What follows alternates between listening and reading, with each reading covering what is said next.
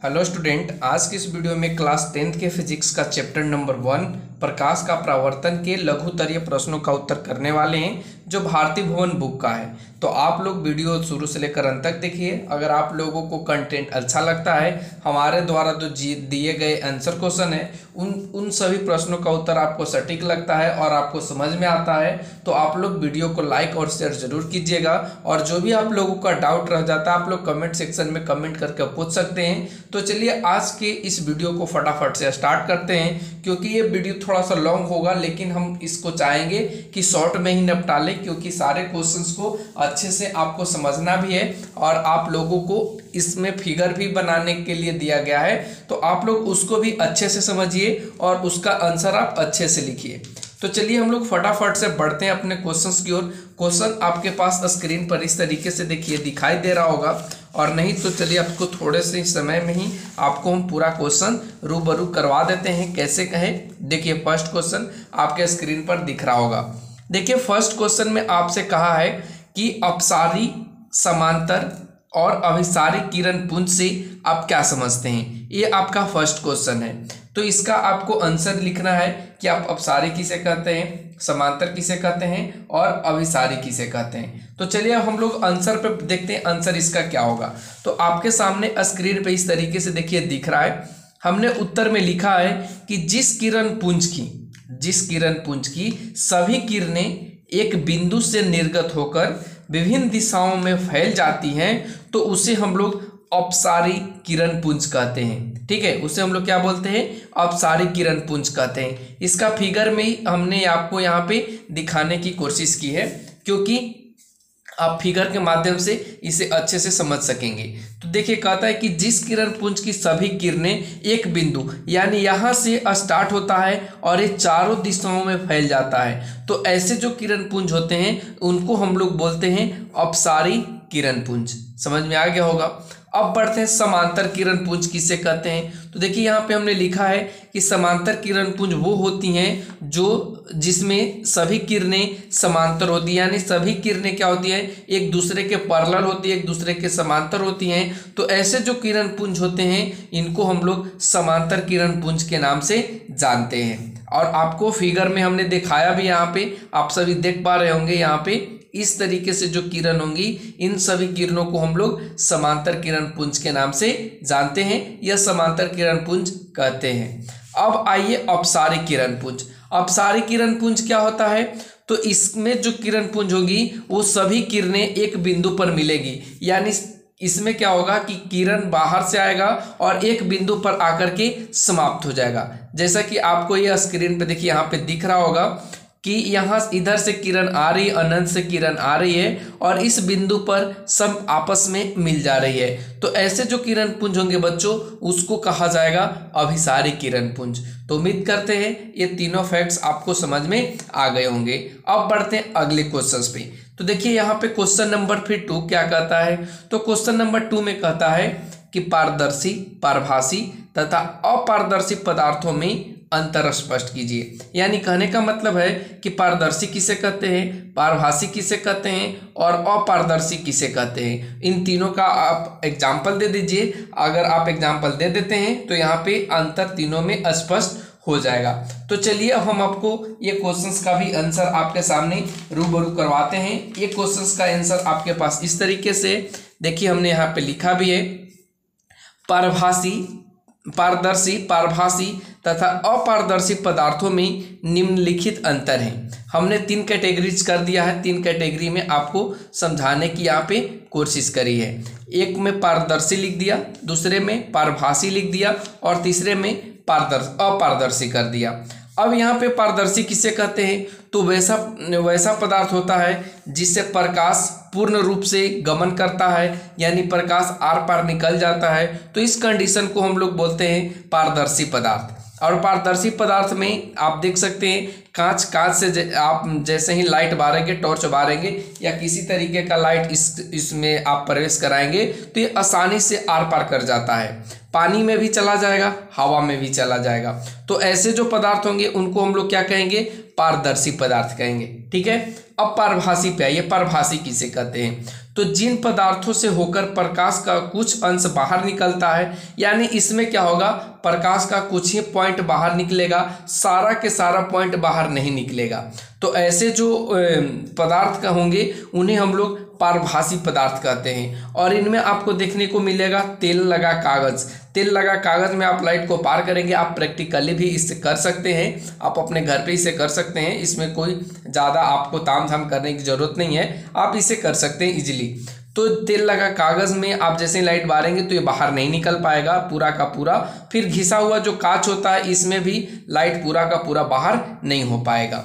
अब आइए अपारदर्शी। अपारदर्शी वैसा पदार्थ होता है जिनसे प्रकाश बाहर निकल ही नहीं पाता है, उसे हम लोग क्या बोलते हैं, अपारदर्शी पदार्थ बोलते हैं। जैसे कि पत्थर की बात कर ले, ईंट की बात कर ले, इनसे प्रकाश कभी बाहर निकलता ही नहीं है, तो इस कंडीशन में इन्हें अपारदर्शी पदार्थ के नाम से जाना जाता है।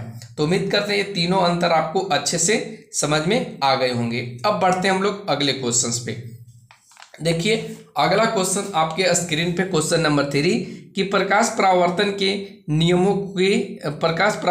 नियमों को लिखें। यानी प्रकाश परावर्तन के कितने नियम हैं, इन सभी नियम को यहाँ पे लिख करके दिखाना है।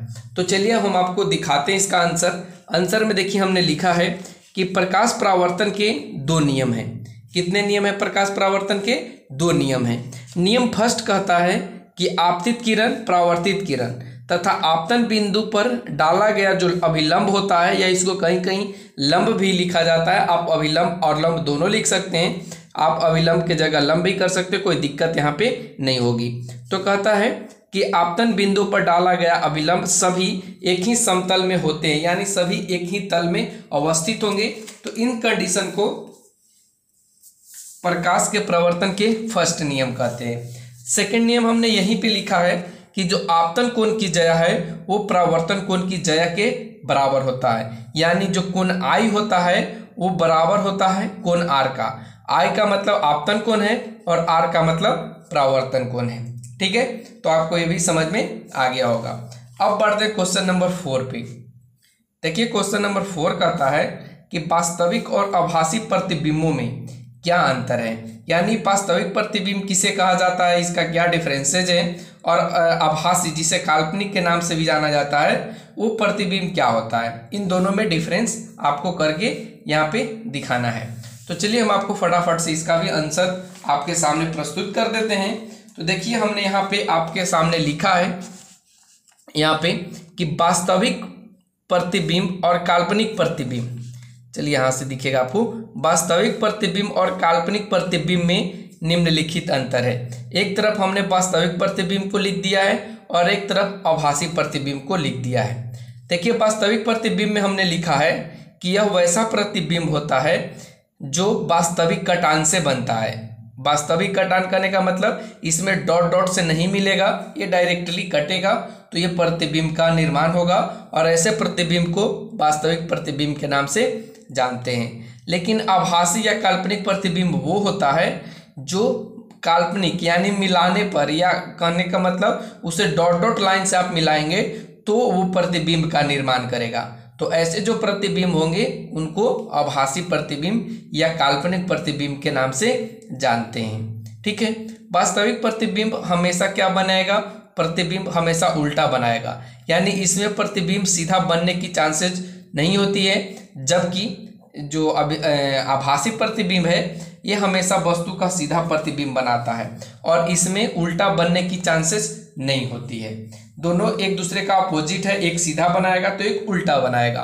वास्तविक प्रतिबिंब को आप पर्दे पर उतार सकते हैं, जबकि काल्पनिक प्रतिबिंब को आप पर्दे पर नहीं उतार सकते हैं। काल्पनिक प्रतिबिंब कहने का मतलब जस्ट लाइक आप समझिए छाया, या कह सकते हैं छाई, जो परछाई होता है ना, उसी को हम लोग बोलते हैं काल्पनिक प्रतिबिंब। ठीक है, उसको कल्पना करके बनाया जाता है। फिर उसके बाद नंबर 4 पॉइंट में हमने यहाँ पे लिखा है, देखिए आप लोग, कि यह प्रतिबिंब दर्पण के सामने बनता है। जो वास्तविक प्रतिबिंब बनेगा वो दर्पण के सामने बनेगा, लेकिन जो काल्पनिक प्रतिबिंब या आभासी प्रतिबिंब होगा वो दर्पण के पीछे बनता है। तो ये सारे फैक्ट्स आपके सामने लिखे गए हैं, आप लोग इसे वीडियो को पॉज करके नोट कर लीजिए, और नहीं तो आप लोगों को इसका PDF प्रोवाइड कराया जाएगा।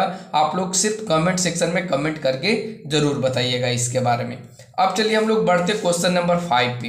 देखिए क्वेश्चन नंबर यहाँ पे 5 कहता है कि समतल दर्पण द्वारा बने प्रतिबिंबों के किन्हीं 3 विशेषताओं का उल्लेख कीजिए। यानी समतल दर्पण में जो प्रतिबिंब बनते हैं उनकी क्या विशेषता है, और अगर विशेषता है तो उन 3 विशेषताओं को आप लिख करके दिखाइए। तो चलिए हमने यहाँ पे लिखा भी है, आप लोग भी इसे देख सकते हैं इजी तरीके से। तो आइए अब हम आपको रूबरू कराते हैं क्वेश्चन नंबर 5 का आंसर का। तो देखिए क्वेश्चन नंबर 5 का आंसर हमने यहाँ पे लिखा है। हमने लिखा है समतल दर्पण द्वारा बने प्रतिबिंबों को निम्नलिखित 3 विशेषताएं हैं। अब कौन कौन सी विशेषताएं हैं? तो फर्स्ट में हमने देखिए लिखा है कि यह दर्पण में या इस दर्पण में जो प्रतिबिंब बनेगा वो सीधा बनेगा तथा वस्तु के आकार का बनेगा। लेकिन आप सभी को बता दें कि ये जो प्रतिबिंब में दर्पण बनेगा वो उसका उल्टा बनता है, यानी कहने का मतलब इसको द्विपरिवर्तन या कह सकते हैं या पार्श्व परिवर्तन कर सकते हैं। ठीक है, इसमें पार्श्व परिवर्तन होगा, यानी लेफ्ट का राइट हो जाता है और राइट का लेफ्ट हो जाता है। तो इस चीज को आप ध्यान दीजिएगा। सेकंड पॉइंट में हमने लिखा है कि यह जो प्रतिबिंब बनेगा वो काल्पनिक बनेगा और इसे आप पर्दे पर नहीं उतार सकते हैं। यानी समतल दर्पण की यह विशेषता है कि इसमें जो प्रतिबिंब बनेगा वो काल्पनिक बनेगा और आप इसे पर्दा पर नहीं उतार सकते हैं।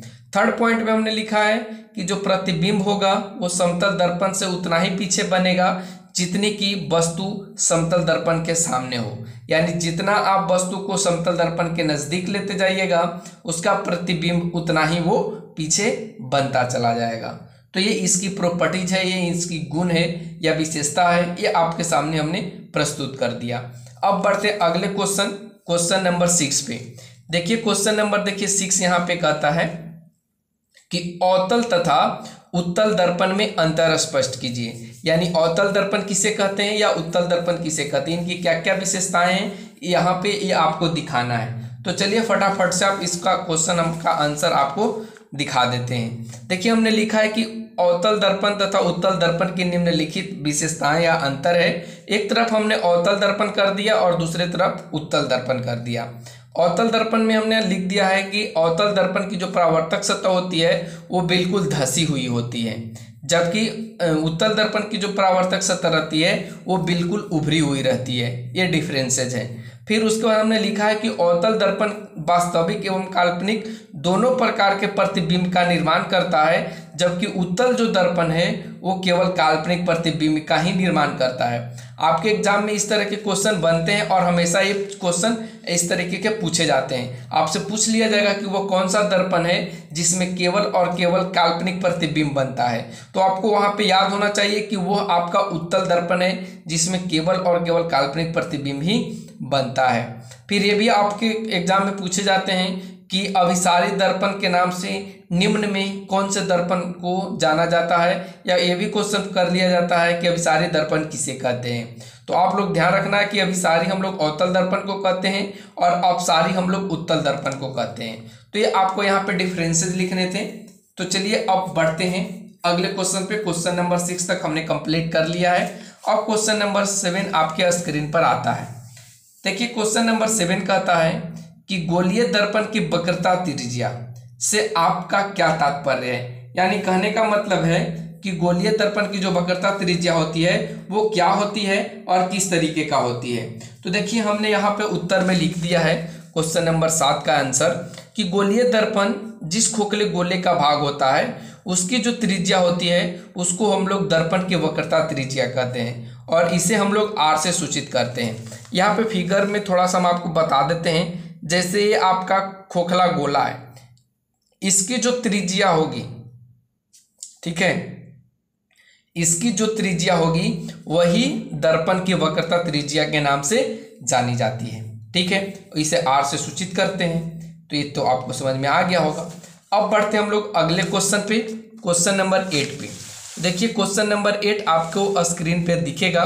क्वेश्चन नंबर 8 में देखिए यहाँ पे कहता है कि जिस दर्पण में केवल काल्पनिक प्रतिबिंब बनता है, किस दर्पण में, यहाँ पे जिस नहीं है, किसे ध्यान देना थोड़ा सा, किस दर्पण में केवल काल्पनिक प्रतिबिंब बनता है, क्या अवतल में बनता है, उत्तल में बनता है या समतल में बनता है। तो आप इसका डायरेक्ट आंसर यहीं पे लिख सकते हैं। अभी हमने आपको समझाया भी था जब डिफरेंसेज आपको बता रहा था, तो कि उत्तल दर्पण ही एक ऐसा दर्पण है, उत्तल दर्पण ही एक ऐसा दर्पण है जो केवल और केवल काल्पनिक प्रतिबिंब बनाता है। तो आप इसका आंसर ऐसे भी लिख सकते हैं, इसको दिखाने की हमें जरूरत नहीं पड़ेगी, आप डायरेक्टली इसको लिख सकेंगे। अब बढ़ते हैं हम लोग क्वेश्चन नंबर 9 पे। क्वेश्चन नंबर 9 कहता है कि उत्तल दर्पण का उपयोग वाहनों के साइड मिरर या पीछे देखने के आईने के रूप में क्यों किया जाता है। यानी हम लोग पीछे देखने के लिए या गाड़ी के साइड में जो दर्पण लगा हुआ होता है उसमें उत्तल दर्पण का ही उपयोग क्यों किया जाता है, ये क्वेश्चन आपसे पूछा गया है। तो चलिए इसका भी उत्तर हम आपको बता देते हैं, इसका भी उत्तर से आपको रूबरू करवा ही देते हैं। तो देखिए आपके पास ये क्वेश्चन निकल करके इसका आंसर आ रहा है कि उत्तल दर्पण का उपयोग वाहनों के साइड मिरर या पीछे देखने के आईने के रूप में किया जाता है, क्योंकि उत्तल दर्पण किसी वस्तु का हमेशा सीधा प्रतिबिंब बनाता है जो वस्तु से छोटा होता है। ये वस्तु का कैसा प्रतिबिंब बनाता है, सीधा बनाता है, वस्तु से छोटा बनाता है। और अगर और कुछ आप जोड़ना चाहते हैं तो आप लिख सकते हैं कि कम क्षेत्र में प्रतिबिंब को बना देता है। क्या करता है, ये कम क्षेत्र में प्रतिबिंब को बना देता है। इसी कारण इसका उपयोग हम लोग वाहनों के साइड मिरर के रूप में या देखने के आईना के रूप में कर सकते हैं। ठीक है, अब बढ़ते अगले क्वेश्चन नंबर, यहाँ पे 9 तो हो गया। Question number 10। क्वेश्चन नंबर 10 थोड़ा सा लॉन्ग है, आप लोग इसे खुद से करें तो ज़्यादा बेहतर होगा, क्योंकि आपको एग्जाम में इस तरह के क्वेश्चन देखने को हमेशा मिले हैं और मिलते ही रहेंगे आगे के आने वाले समय में भी। देखिए कहता है क्वेश्चन नंबर 10 कि अवतल दर्पण में प्रमाणित करें F बराबर R/2। यानी F कहने का मतलब यहाँ पे फोकस है, R वक्रता त्रिज्या है। इसकी कहने का मतलब है कि जो फोकस दूरी होती है वो वक्रता त्रिज्या की आधी होती है। फोकस जो दूरी है वो वक्रता त्रिज्या की क्या होती है, आधी होती है। ये आपको सिद्ध करना है। तो इसको सिद्ध करने के लिए आपको यहाँ पे कंट्रैक्शन की जरूरत पड़ेगी। तो आप लोग पेंसिल, स्केल, यानी जो स्टोमोन बॉक्स होता है या प्रैक्टिकल बॉक्स कह सकते हैं, वो आप लोग एग्जाम में जरूर ले जाइएगा। वहाँ पे आपको इस तरह के क्वेश्चंस को सोल्व करने के लिए पेन का उपयोग नहीं करना होगा, लेकिन हमने यहाँ पे पेन का उपयोग किया है आपको सिर्फ दिखाने के लिए, आपको साफ साफ दिखने के लिए। ठीक है, तो चलिए क्वेश्चन नंबर 10 को सोल्व करते हैं। तो क्वेश्चन नंबर 10 को सोल्व करने के लिए आपको सबसे पहले इस तरीके के फिगर की जरूरत होगी। ठीक है, और इस फिगर को आप पेंसिल से ड्रॉ कीजिएगा तो बहुत ज़्यादा बेहतर होगा। ठीक है, तो देखिए अब यहाँ पे आपको एक दर्पण लेना है और उस दर्पण के बारे में आपको लिखना है। क्या क्या लिखना है, तो चलिए हम आपको इसके बारे में बता देते हैं कि आप इस तरह के क्वेश्चन को कैसे सोल्व कीजिएगा। तो सबसे पहले आप लिखेंगे कि माना कि mm का मतलब आप यहाँ पे ये दर्पण का हमने नाम दिया है। देख लीजिए mm क्या हमने नाम दिया है, इस दर्पण का नाम दिया है mm या mn भी कह सकते हैं, कोई दिक्कत नहीं है। आप यहाँ mm डैश कर दीजिए। ठीक है, तो हमने यहाँ पे लिखा है कि माना कि mm डैश एक अवतल दर्पण है जिसका ध्रुव P है, ध्रुव P यहाँ पे है। ठीक है, तथा वक्रता त्रिज्या C है, वक्रता केंद्र C है। वक्रता केंद्र आपका C यहाँ पे है। ठीक है, फिर आगे कहा है कि AB एक आपतित किरण है। AB कहाँ से, देखिए ये वाला जो है वो एक आपतित किरण है। ठीक है, जो अवतल दर्पण के प्रधान अक्ष PC के समांतर है। PC कौन सा है, ये वाला। ठीक है, और इसके समांतर कौन है, AB है। ठीक है, फिर आगे कहता है कि परावर्तन के बाद मुख्य फोकस F से होकर गुजरती है। ये जो किरण है वो परावर्तन करता है, टकराता है दर्पण से, और टकराने के बाद ये F से होकर के क्या करती है, गुजर जाती है। ठीक है, यहाँ पे दिखाया भी हमने। फिर उसके बाद क्या किया है कि C को, ये जो C है वक्रता केंद्र, और ये जो परावर्तन के बिंदु है B, इसको हमने मिला दिया है। और इस तरीके से आपको यहाँ पे एग्जाम में लिखना होगा अच्छे मार्क्स के लिए। इतना आप लिखते हैं तो आपका मार्क्स 1% नहीं कटेगा। ठीक है, अब जरा सा आगे आइए। अब यहाँ पे फिगर की काम आ गई। अब जैसे ही हमने इसको इससे मिला दिया तो यहाँ पे दो कोण का निर्माण हुआ, देख लीजिए, एक ए कोण और एक ए वाला कोण। एक आई नाम दिया है, एक हमने आर नाम दिया है, ठीक है। अब यहाँ पे आई बराबर हमने किसका नाम दिया, ए बी सी। देख लीजिए ए बी सी, ये आपका क्या है, आई है। फिर C B F, C B F, C B F, यानी ये वाला जो कोण है इसका नाम हमने आर दिया है। अब फिर हमने क्या किया है कि जो इस ये वाला दूरी है पी एफ, इसको हमने एफ माना है, और यहाँ से यहाँ तक जो सी से पी तक की दूरी है इसको हमने आर माना है। यहाँ पे हम दर्शा देते हैं ताकि आपको देखने में आसानी हो और समझने में भी आसानी हो, ठीक है। तो हम लोगों को सिद्ध करना है कि जो एफ है वो r/2 है, यानी जो फोकस है वो इसकी वक्रता त्रिज्या जो है ये वाला इसकी वो आधी है, ठीक है। तो आप इसको भी जरा सा ध्यान रखना। तो अब प्रमाण हमने कर दिया, प्रमाण में क्या लिख दिया, परावर्तन के नियम से। परावर्तन के नियम हमने पढ़ा था कि जो आपतन कोण होता है वो परावर्तन कोण के बराबर होता है। तो आप इस फिगर में देख सकते हैं यहाँ पे कि जो आई है, देख लीजिए यहाँ पे ए बी सी, ए बी सी ये वाला कोण आई, वो सी बी एफ ये कोण आर के बराबर होगा। क्यों, क्योंकि परावर्तन के नियम है। तो हमने यहाँ पे देखिए लिखा है एंगल ए बी सी बराबर एंगल सी बी एफ, इसका नाम दे दिया है समीकरण नंबर फर्स्ट। अब यहाँ पे क्वेश्चन में आपको कहा गया था, देखिए यहाँ पे हमने लिखा भी था जब प्रमाण लिखा था तो, कि पीसी जो है वो समांतर है, किसका समांतर है, ए बी का समांतर है। ए बी कौन सा है, तो ए बी ए वाला है। ये जो पीसी है वो आपका ए बी के समांतर है, और जब ए बी के समांतर है तो यहाँ पे एक रेखा ये कट कर रही है। हमने यही चीज़ तो लिखा है यहाँ पे कि ए बी समांतर सी पी और सी बी उनसे मिलती है। देख लीजिए सी बी ये वाला मिलती है, ठीक है। जब सी बी मिलती है तो एंगल ए बी सी बराबर हो जाएगा एंगल सी बी एफ। अब एंगल ए बी सी ये वाला है और किसके बराबर हो जाएगा, A B C B F का, सी बी एफ का। क्यों, क्योंकि ये एकांतर कोण है, तो इस कंडीशन में ये बराबर हो जाएंगे। अब यहाँ पे हमने क्या कर दिया है, समीकरण 1 तथा 2 से, देखिए समीकरण 1 तथा 2 से, जब 1 तथा 2 से करेंगे तो सी बी एफ बराबर हो जाएगा एंगल बी सी एफ। और इस कंडीशन में जब दो भुजाएं बराबर हो जाएंगी तो जो त्रिभुज होगा वो आपका समद्विबाहु होगा।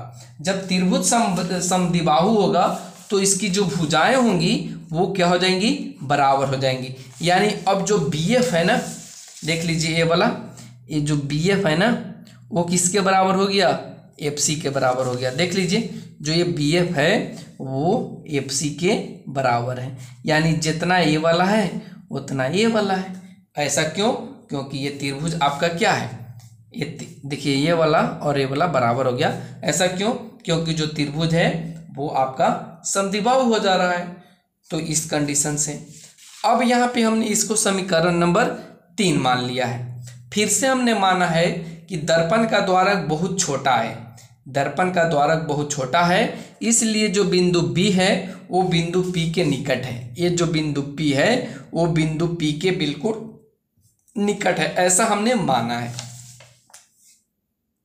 तो इस कंडीशन में जो BF होगा, देख लीजिए ये वाला, ये जो BF होगा वो PF के बराबर होगा। ये जो BF है ना, यहाँ पर दिख रहा होगा आप लोग को, ये जो BF है ना वो PF के बराबर हो जाएगा। तो हमने यहाँ पे लिखा है और इसका नाम दे दिया 4। अब हमने यहाँ पे लिखा है समीकरण 3 तथा 4 से। जब समीकरण 3 तथा 4 से देखेंगे तो यहाँ पे क्या आ जाएगा, जो PF हो जाएगा वो FC के बराबर हो जाएगा। जो PF है वो किसके बराबर हो जाएगा, FC के। और इस कंडीशन के बाद जो F बिंदु होगा वो PC का मध्य बिंदु होगा। कैसे, तो आप देख लीजिए ये वाला और ये वाला दोनों जब बराबर हो जाएंगे तो इसका क्या है, मध्य बिंदु आधा इधर बांट रहा है और आधा इधर बांट रहा है, तो ये PC का क्या हो जाएगा, मध्य बिंदु हो जाएगा। यही चीज़ तो हमने यहाँ पे लिखा है कि F जो है वो PC का मध्य बिंदु है। इसलिए अगर हम PF की बात करें यानी टोटल की बात करें यहाँ से यहाँ तक के, तो यहाँ से यहाँ तक के हम लिख सकते हैं PC/2 यानी इसका आधा। तो यहाँ पे क्या निकलेगा, PF निकलेगा। और PC का मान हमने देखिए यहाँ पे रखा था, पीसी का मान देखिए हमने यहाँ पे रखा है आर, ठीक है। तो ये पीसी का मान यहाँ पे भर दिया और पीएफ का मान भी रखा था हमने एफ। तो इस कंडीशन से हमने यहाँ पे सिद्ध कर पाए कि जो एफ है वो r/2 है। तो उम्मीद करते हैं ये क्वेश्चंस का आंसर आपको समझ में आ गया होगा। अब बढ़ते हैं हम लोग अगले क्वेश्चंस पे। अगला क्वेश्चन हम लोगों का है क्वेश्चन नंबर 11। देखिए क्वेश्चन नंबर 11 आपको स्क्रीन पे दिख रहा होगा। क्वेश्चन नंबर 11 में कहता है कि अनंत और वक्रता केंद्र के बीच रखी वस्तु का अवतल दर्पण में बने प्रतिबिंब का निर्धारण स्वच्छ किरण आरेख खींचकर करें। यानी यहाँ पे आपको क्या करना है, एक फिगर खींचना है जो स्वच्छ हो, साफ हो और ये अनंत और वक्रता केंद्र के बीच रखी वस्तु का हो। तो चलिए हम आपको दिखाते हैं ये एक फिगर। ये आप फिगर में देख पा रहे होंगे, यहाँ पे ये पी क्या है, यहाँ पे हमने नाम भी लिखा है। ए बी क्या है, तो ये भी एक वस्तु है, ठीक है। बी डैश ए डैश क्या है, तो ये प्रतिबिंब है। एम एन क्या है, तो हमने एम एन एक दर्पण का नाम दिया है, ठीक है। सी क्या है, तो वक्रता केंद्र का नाम दिया है। एफ क्या है, फोकस दिया है और पी क्या है, ध्रुव दिया है। तो इस तरीके का फिगर आपको पार करके दिखाना है। इस फिगर में आप देख पा रहे होंगे कि जो वस्तु रखी गई है ना, वो कहाँ रखी गई है, अनंत पर रखी गई है और इस ध्रुव के बीच रखी गई है, ठीक है। अनंत और ध्रुव के बीच रखी गई है और वस्तु का जो नाम दिया गया है वो ए बी दिया गया है। तो ये चीज़ भी आपको समझ में आया होगा। आप इस चीज़ का फिगर खुद से ड्रॉ कर लीजिए। आप एक बार देख लीजिए वीडियो पॉज करके और उसके बाद आप खुद से ड्रॉ कर लीजिए, कोई दिक्कत आपको नहीं होगी। अगर आप लोगों को दिक्कत होगी तो आप लोग कमेंट सेक्शन में ज़रूर बताना, ठीक है। इसमें ज़्यादा कुछ करना है नहीं। अब बढ़ते हैं अगले क्वेश्चन पे। अगला जो क्वेश्चन आता है हम लोगों का वो क्वेश्चन नंबर 12 का आता है कि निम्नलिखित के किरणों को देखिए, निम्नलिखित किरण आरेख को पूरा करिए और बताइए कि प्रतिबिंब का स्थान कहाँ है। तो चलिए इस प्रश्न का भी उत्तर आपको दिखाई देते हैं और इसको समझा भी देते हैं। तो चलिए 12 नंबर क्वेश्चंस का देखते हैं आंसर। तो देखिए जब ये फिगर को आप ड्रॉ कीजिएगा तो ये फिगर इस तरीके का दिखेगा। देखिए चलिए यहाँ पे हम ऐसे कर देते हैं। ये जो फिगर है ना, ये वाला फिगर आप जैसे ही आप इसको ड्रॉ कीजिएगा तो इस तरीके से दिखेगा और जो इसका प्रतिबिंब बनेगा वो अनंत पर बनेगा। और प्रतिबिंब कैसा बनेगा, तो वस्तु से बड़ा बनेगा और उल्टा बनेगा, ठीक है। आपसे पूछा जाएगा कि इसमें प्रतिबिंब कहाँ बन रहा है, तो आप बताएंगे कि जो प्रतिबिंब बनेगा वो अनंत पर बनेगा, वस्तु से उल्टा बनेगा और वस्तु से बड़ा बनेगा, ठीक है। और इस तरीके से आपको पूरा कर लेना है। तो इसमें तो ज़्यादा कुछ था नहीं, आप इसे खुद से भी ड्रॉ कर सकते थे, ठीक है। तो अब बढ़ते हैं हम लोग इसके नंबर 2 पे। देखिए इसी में एक और फिगर दिया है, इसको भी ड्रॉ करके पूरा करना है। तो चलिए इसको भी हम लोग ड्रॉ कर देते हैं। आप लोग इससे देख लीजिएगा और अच्छे से समझ भी लीजिएगा, ठीक है। तो देखिए हमने यहाँ पे इसको ड्रॉ करने की कोशिश करी है। देखिए ये फिगर है आपका और ये यहाँ पे हमने फिगर बनाई है। जो ये आपको ब्लू ब्लू का लाइन दिख रहा है वो इसमें नहीं है, जो रेड रेड का लाइन दिख रहा है ये इसी में है। तो यहाँ पे हमने क्या किया है, एक वस्तु ए बी है, इससे 2 किरण को टकराया है। एक किरण यहाँ दर्पण से टकरा करके फोकस से होकर गुजर रही है और एक जो है वो यहाँ से डायरेक्टली गुजर करके बाहर निकल रही है। तो इस कंडीशन में देख पा रहे हैं कि जब वस्तु को वक्रता केंद्र पर रखते हैं तो उसका प्रतिबिंब भी वक्रता केंद्र पर ही बनता है, ठीक है। तो यही चीज़ तो आपको नोट करना था और आपको फिगर ड्रॉ करना था। तो उम्मीद करते हैं इसको भी आप लोग ड्रॉ कर लीजिएगा। अब बढ़ते हैं क्वेश्चन नंबर 13 पे। देखिए क्वेश्चन नंबर 13 कहता है यहाँ पे कि एक अस्पष्ट किरण आरेख खींचिए जिसमें आप दिखाइए अवतल दर्पण में आभासी, काल्पनिक एवं आवर्धित प्रतिबिंब बनना, और इसका एक आप उपयोग भी आपको बताना है। तो चलिए आपको इसका भी रूबरू करवा ही देते हैं। आपको एक अवतल दर्पण का फिगर ड्रा करना है जैसा कि हमने यहाँ पे किया है, ठीक है। इसमें वस्तु को कहाँ कहाँ रखना है, देखिए यहाँ पे बोला है कि आपको प्रतिबिंब जो बनाना है वो आभासी बनाना है, काल्पनिक बनाना है। तो आभासी और काल्पनिक बनाने के लिए आपको वस्तु को रखना पड़ेगा फोकस और ध्रुव के बीच में, और हमने यही काम किया है, फोकस और ध्रुव के बीच में एक वस्तु को रखा है, ठीक है, उसका नाम हमने ए बी दिया है। जब ए बी से किरण को टकराया है तो ये टकराने के बाद देखिए यहाँ पे बाहर निकल करके यानी दर्पण के पीछे बनता है, और ये वस्तु से बहुत बड़ा बनता है, ये काल्पनिक प्रतिबिंब बनता है, और साथ में ये वस्तु के साइज से बहुत बड़ा बनता है, ठीक है। तो ये फिगर आपको ड्रॉ करना है, आप लोग वीडियो पॉज करके या स्क्रीनशॉट ले लीजिए और इसको आप ड्रॉ कर लीजिए। अगर यहाँ से आप क्वेश्चन में ये भी आपसे पूछा गया था कि आप इसका उपयोग कहाँ करेंगे, तो हमने यहाँ पे आपको बता भी दिया है कि हजामती दर्पण के रूप में इस प्रकार के दर्पण का उपयोग अवश्य किया जाता है, और ऐसा होता भी है, तो हमने यहाँ पे आपको लिख करके बता दिया है। अब बढ़ते हैं अगले क्वेश्चन पे। क्वेश्चन नंबर देखिए 14 का आता है। क्वेश्चन नंबर 14 आप खुद से भी इसको देख करके लिख सकते हैं, फिगर आपको ड्रॉ करना है इसमें भी, तो आप फिगर जो 13 नंबर क्वेश्चन में हमने आपको बताया वही क्वेश्चन आप इसमें भी ड्रॉ कर दीजिए। देखिए कहता है क्वेश्चन नंबर 14 में कि यदि 25 सेंटीमीटर फोकस दूरी के अवतल दर्पण की सहायता से सीधा प्रतिबिंब बनाना हो, ध्यान देना, अवतल दर्पण की सहायता से, ठीक है, और कैसा प्रतिबिंब बनाना है, सीधा प्रतिबिंब बनाना है, तो दर्पण से वस्तु की दूरी का परास क्या होना चाहिए, यानी वस्तु दूरी क्या होनी चाहिए, क्या रेंज होनी चाहिए, प्रतिबिंब की प्रकृति क्या होगी, यानी जो प्रतिबिंब बनेगी वो कैसी बनेगी, प्रतिबिंब वस्तु से बड़ा होगा कि छोटा। इस परिस्थिति में प्रतिबिंब के बनने की क्रिया को दर्शाने के लिए एक आपको किरण आरेख खींचना है। तो देखिए आपको यहाँ पे दिखा दिया गया है संकेत में लिखता है कि जब वस्तु अवतल दर्पण के सामने उसके ध्रुव और फोकस के बीच में हो तो वस्तु का सीधा, आवर्धित और आभासी प्रतिबिंब दर्पण के पीछे बनता है। यानी इसका आंसर आपको यहाँ पे किताब में लिख दिया है, आप इसको भी देख करके लिख सकते हैं। और फिगर की बात रही तो आप फिगर में ये वाला क्वेश्चन नंबर 13 को आप ध्यान दीजिए, और क्वेश्चन नंबर 13 के जो फिगर हमने आपको बताया है इसको आप यहाँ पे ड्रॉ कर लीजिए और यहाँ से इसको लिख दीजिए, तो आपका आंसर कंप्लीट हो जाएगा। अब बढ़ते हम लोग अगले क्वेश्चन पे। क्वेश्चन नंबर आइए 15 पे। देखिए क्वेश्चन नंबर 15 कहता है कि किरण आरेख की सहायता से स्पष्ट करें कि उत्तल दर्पण में किसी वस्तु के प्रतिबिंब की स्थिति तथा प्रकृति क्या होगी। यानी आपको किरण खींचना है, किरण आरेख खींचना है, और उसके थ्रू आपको बताना है इसकी जो प्रतिबिंब होगी वो कैसी होगी, इसकी प्रकृति क्या होगी, ये आपको यहाँ पे बताना है।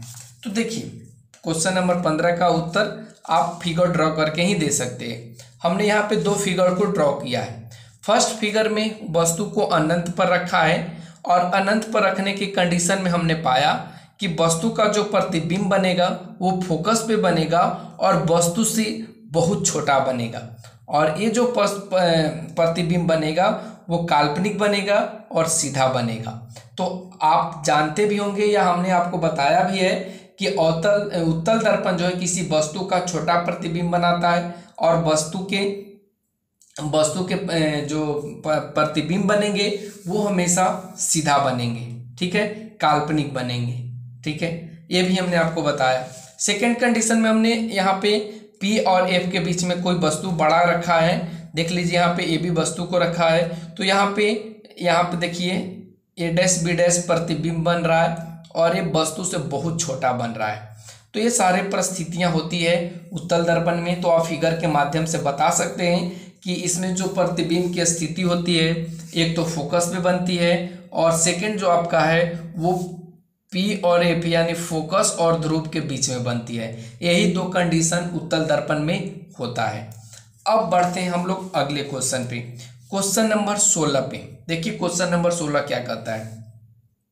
क्वेश्चन नंबर 16 कहता है कि कल्पना कीजिए कि आप एक चमकीले कागज से ढके बेलनाकार खंभे के सामने खड़े हैं।